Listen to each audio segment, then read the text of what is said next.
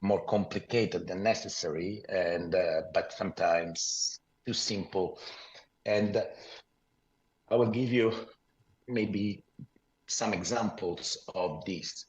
So when proteins are pulled, this is something that has been done for the past maybe 24 years since the first proteins have been pulled physically at a single molecule level with atomic force or with optical and magnetic tweezers. And the experiments are still usually interpreted as diffusion on a one-dimensional free energy surface. So here you can see, I don't know if I have a pointer, I don't know, well, I don't know how to find it. So I will go without pointer. On the left, there is a protein, and the end-to-end distance is the relevant coordinate here because it's attached through the cantilever on these 2 points, and a force is applied at one end. So this induces unfolding, which can be monitored by a jump in the length of the molecule. And if one applies a constant force, one can simply apply Kramers. So the unfolding rate is proportional to e to the power minus beta, the free energy barrier, represented on the right as a one-dimensional profile, and the effect of a force applied in the direction of the extension will amplify the unfolding rate by a factor e to the power beta f, and x star, which is the position of this free energy barrier in this projection. Clearly, this was experimentally often interpreted this distance as a physical distance, how much one has to elongate the protein for the protein to the size that is time to unfold. In fact, it's not really that, as we can see by thinking more in depth about the meaning of these one-dimensional projections. What is interesting is this equation, which goes under the name of Bell model, but in fact was discovered earlier by a Russian, Zhurkov, and which describes very well adhesion and fracture in materials. In fact, reproduces quite well the phenomenology of experiments. Here, this is not an experiment, but this is more or less actually exactly what experiments had shown, is that if one plots the force as a function of the inverse rate or the unfolding time, one can see the points align in a line, and so this seems to confirm the validity of this Bell model. And the extrapolation at zero force was often suggested to be a good prediction of the unfolding rate measured in solution. This is possibly true within a huge error bar. But in fact, we always doubted from first that one could so simply represent the dynamics of a many-dimensional object, such a protein, as a projection on a one-dimension energy profile. And so it challenged me to simulate at very small forces. This was possible using some structure-based models, these Go models. So one could do simulations that lasted very long, where the protein unfolded even if the force to which it was subject was very small.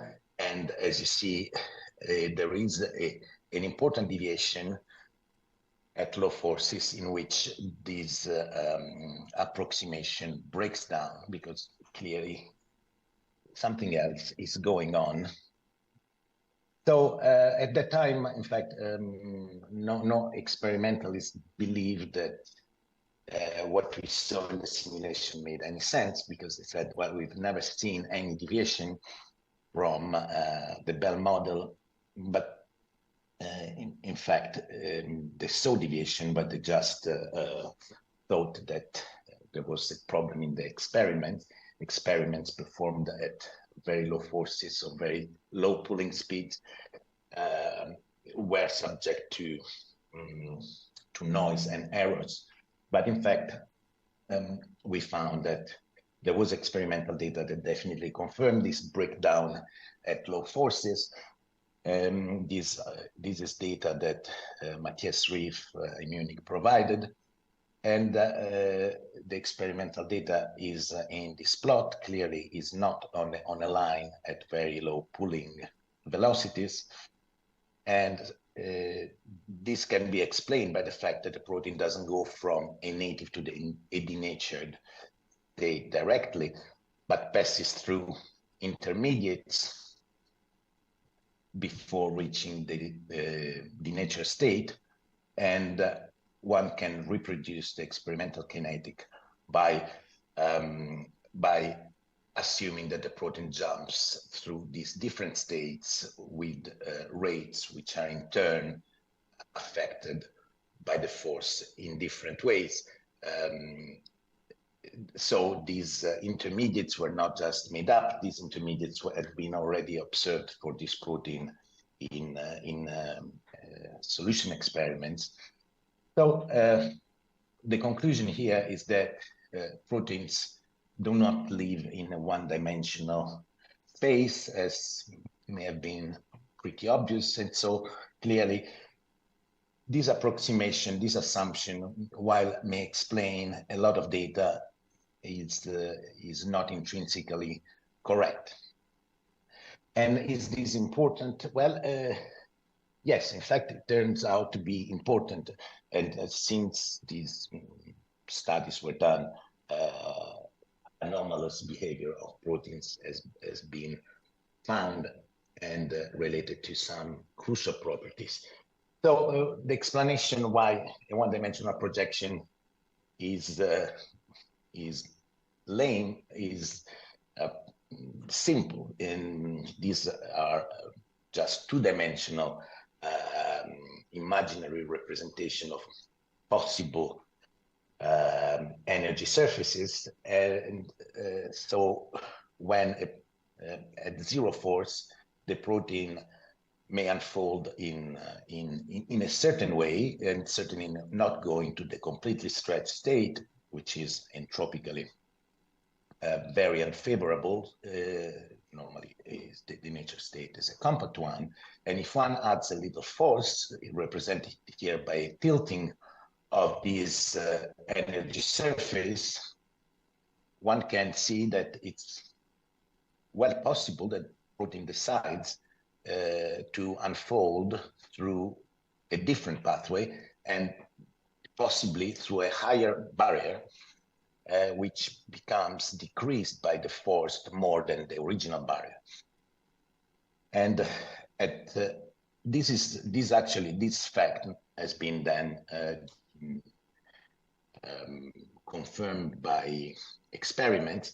So the physics of catch bonds can be easily explained by this fact, so that a force may increase the lifetime of a native state or a bound state of a complex. At very large force, clearly, the completely extended state becomes the minimum of the free energy, and the protein can yet unfold through a completely different pathway. Now,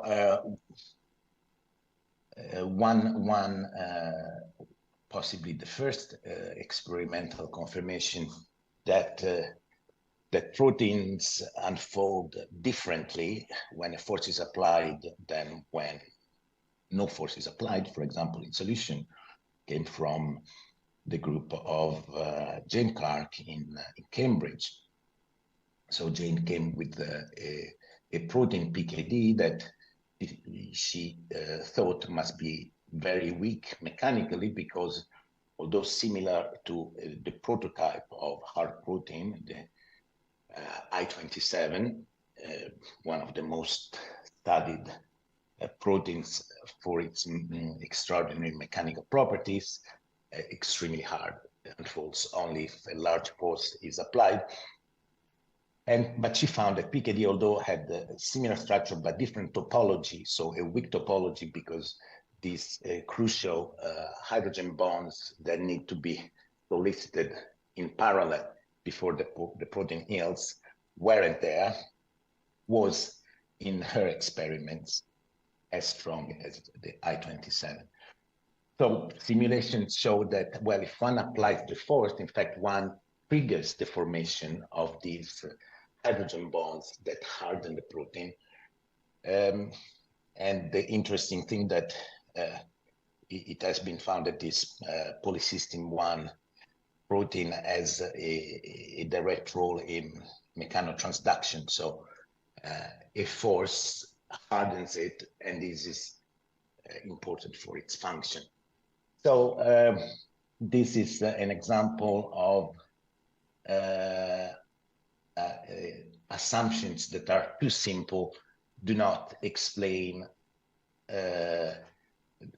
everything, and in fact provide explanations that are often not very useful. And is when these assumptions break down, then one discovers extraordinary properties of proteins that eventually are found to be important in or their biological function. So this is an example of the protein that is the force pushes it through towards a higher barrier that is never explored in the absence of a force. Another interesting field of single molecule manipulation that has been fostered by Tom, who also was extremely good in seeing the importance of technology that could allow novel experiments. This was a setting that Tom fostered in Leeds, together with others, of course, in which not only the force and elongation could be applied and measured on a single protein, but also the spectrum of the oscillation of the fluctuation of the distance being monitored.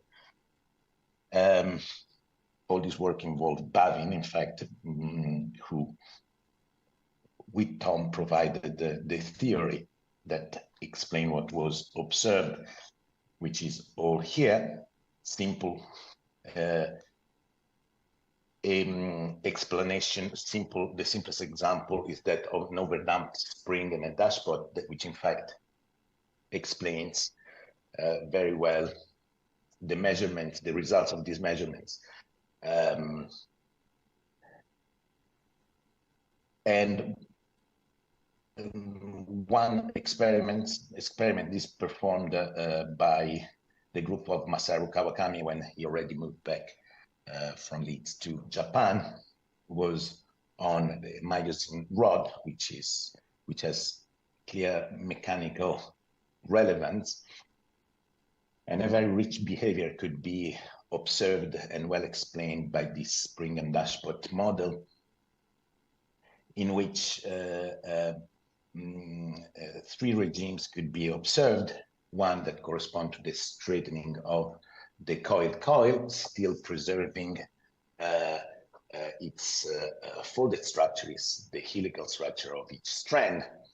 And then a regime in which the force increases, this is the applied force, but the elastic constant remain, constant, effectively constant over a large regime of extension. And the friction constant instead decreases as the protein elongates, which was quite extraordinary and could be explained by the reversible folding and unfolding of the helices. While in the third regime, when the force increases and the elastic constant increases and the friction constant also increases, this is due to the extension of the already unfolded protein, which behaves then like a worm-like chain model. The increase of the friction in that case is easily understood by the effect of the solvent. When more solvent the protein is exposed to an increasing amount of solvent as it is extended. Now, clearly, this molecule, this myosin rod, is quite large, and interpreting these results is quite complicated. And a simpler object. This was Tom idea. Let's try to see what these properties are for something small and simple that can maybe not be manipulated in an experiment, but it can be done in a simulation. So he encouraged me to look at the viscoelastic spectrum of small peptides. Here we took really simple peptides that could be simulated even then on computers available. This is a repeat of 10 alanines. And at room temperature, the end-to-end distance fluctuates, obviously.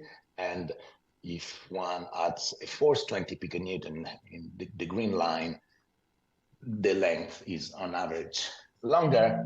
And if one zooms in, you can see that actually there are many transitions between a helical state, end-to-end distance about 15 angstrom, and it completely extended about 30 angstrom. And if one looks at the potential opening force, so makes the histogram of this end-to-end distance and takes minus kbt of the logarithm of this probability density, one sees that effectively the effect of the force is exactly as expected, is that tilts this potential opening force by a factor minus fx. And but clearly at low force, elongated states cannot be explored, and vice versa at large force, the more compact states are not explored.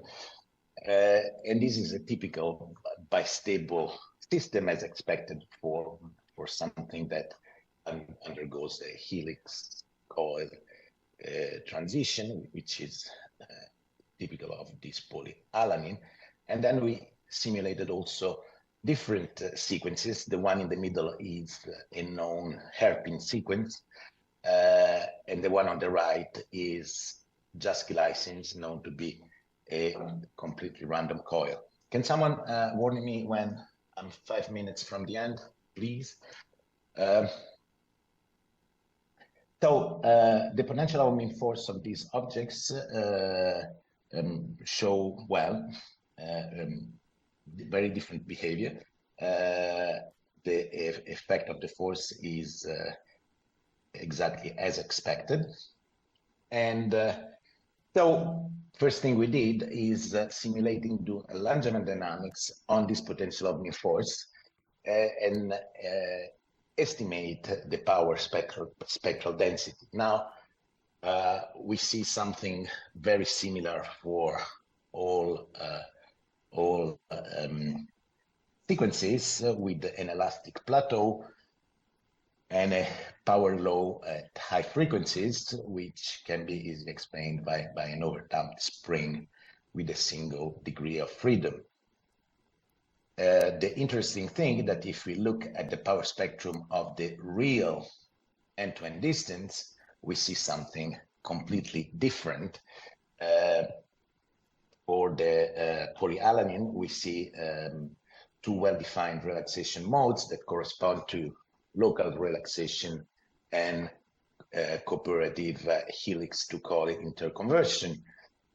Now the behavior at high frequencies like omega to the power -5/2 instead of -2, which was expected from a simple polymer, has been explained by Tom. I wouldn't be able to really convince you about this explanation, but that's not probably the most important thing. Actually, Bavin can explain these power laws with authority that I do not have.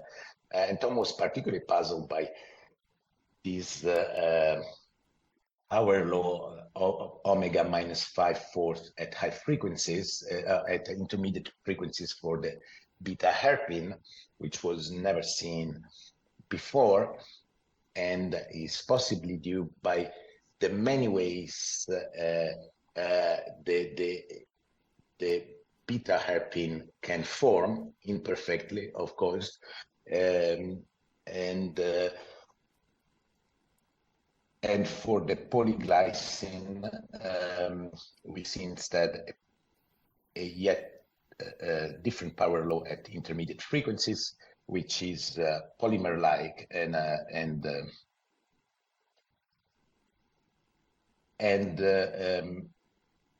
the message here, well, are multiple, of course, is that the behavior, the dynamic behavior of these peptides is very complex, despite being quite simple, and that projections on these end-to-end direction do not tell us anything about the rich dynamical behavior. And this is another topic, of course, related. Again, we take a protein, and we estimate the distribution of unfolding times. Now, in this case, we simulated these Go models in which one can perform thousands of simulations of unfolding in a range of forces.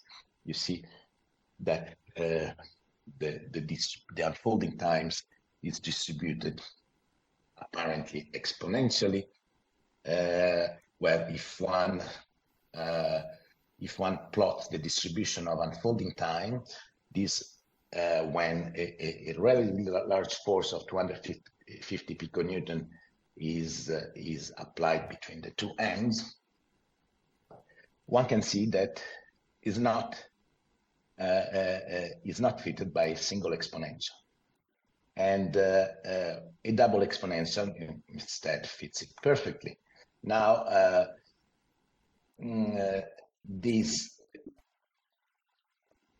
okay, thank you very much. So, what happens here is that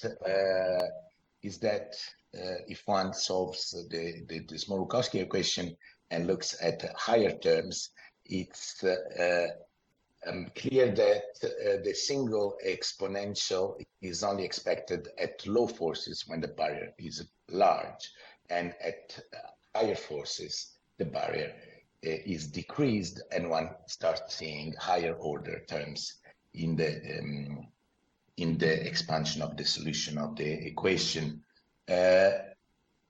So at lower force, the single exponential works very well. And from this, by looking at the relative importance of the first and second term, one can get a model-free estimation of the height of the barrier and the position of the barrier. Why was this important? Well, the motivation of this work was work by others in which they saw this deviation of from single exponentiality experimentally and interpreted it as a glassy dynamics because of because of the rugged nature of the native state of the protein. In this case, Tom pointed immediately out that was an explanation completely unnecessary, because the single exponentiality wasn't what one would expect when one used the force to decrease the barrier too much. Now, briefly, we'll tell you something about work that current work. Now we are looking at multivalent ligands. So if we have a protein and a ligand which is tethered to the protein, the binding affinity is increased because of the increase in the effective concentration. Now, the tethers which are disordered chains behave like, well, this is a case in which polymer physics turns out to be crucial in predicting the binding affinity of tethered ligands. What we are trying to do is to design a divalent ligand, for a protein that has multiple binding sites, and tether different ligands so that the binding affinity could increase, so that we could make a multivalent inhibitor of a protein that in this case is the cholera toxin, which so an inhibitor could cure many people from terrible guts problems. The idea was mainly of Bruce Turnbull, who is a carbohydrate chemist in Leeds, an extraordinary experimentalist. And the idea is to make a ligand in which the two natural sugars are connected by a peptide. Now, the opportunity is the fact that this protein has 10 binding sites for sugars, 5 of one type and 5 of the other, gives us a great opportunity of creating a high affinity ligand if we design a tether that can that is sufficient to link all possible pairs. So these are the 10 binding sites. Here on the left, you see all the various possibilities in which a divalent ligand could bind on this pentamer, and the additional feature we want to add to these peptides that we are designing and producing, actually, although we haven't yet found one that, we haven't been able to measure the binding affinity. It's work in progress. We also want to make these peptides that have the right flexibility, the right length to maximize the binding affinity using the relations I showed before, and but also interact favorably with the surface of the protein to include an enthalpic enhancement of the binding affinity. So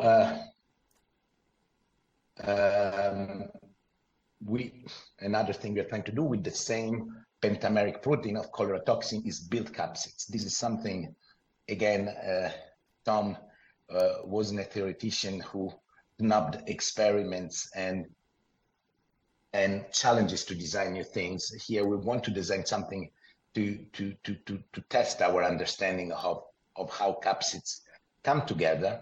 And this is work that has been going on in collaboration with Bruce Turnbull again.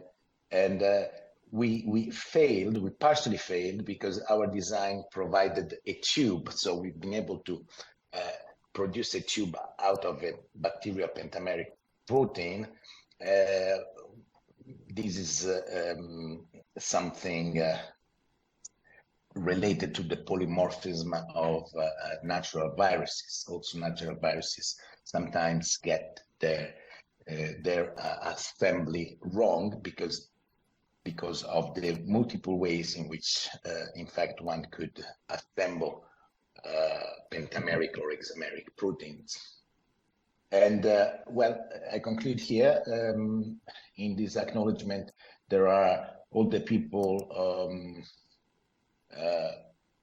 Tom first, who worked with me on the single molecule part of the talk.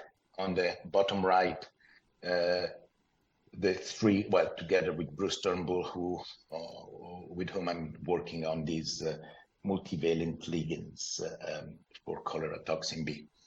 I thank you all for your attention, and I can answer some questions.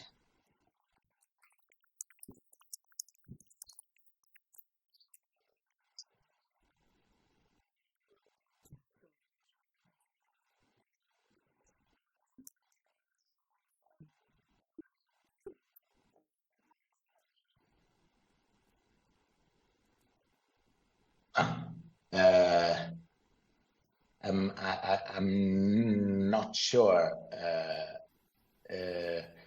I'm particularly not sure whether that could be implemented in any way.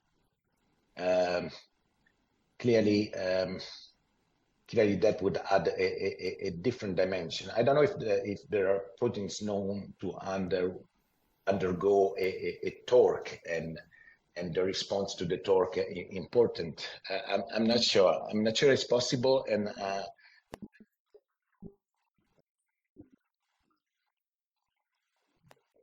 yeah, of course.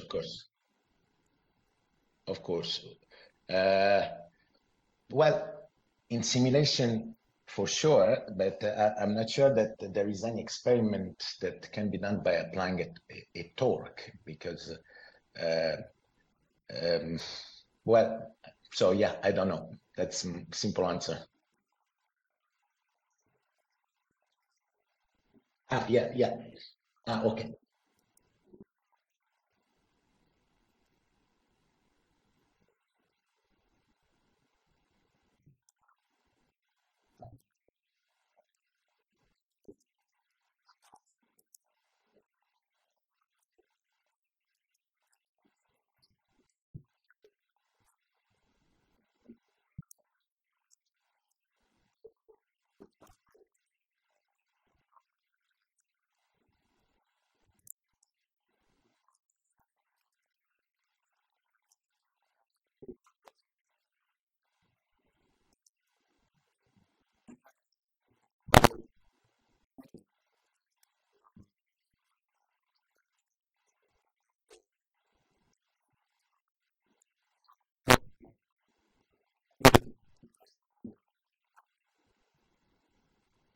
Mm,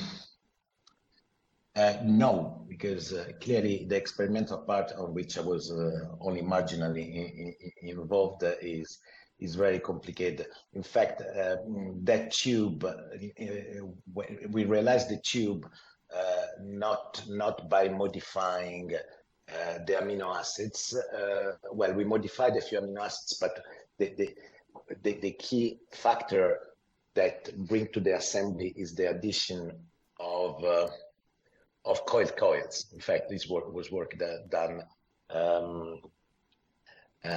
partly in Bristol, where they are expert in coiled coils. So initially, we wanted to use coiled coils to stitch these objects to see whether that was possible, and then remove the coiled coils and try to make mutations so that would have been spontaneous. They could have formed spontaneously. We never thought about the pathway to reach the final shape, but more about the enthalpy of the final state. Now, clearly, including the kinetics of the capsid formation in the design is an additional level of complication, which is probably necessary if one wants to make capsids that form regularly, not from time to time. No, but thanks. I think is an important thing if one wants to design more reliably these objects, which in fact is very important in in immune therapy, because if one designs capsids that form 30% of the time, and it's not enough it's not enough for that business, because they want capsids that form at least 90% of the time, because of regulatory questions, that they don't want things that don't work in their dose. Mm.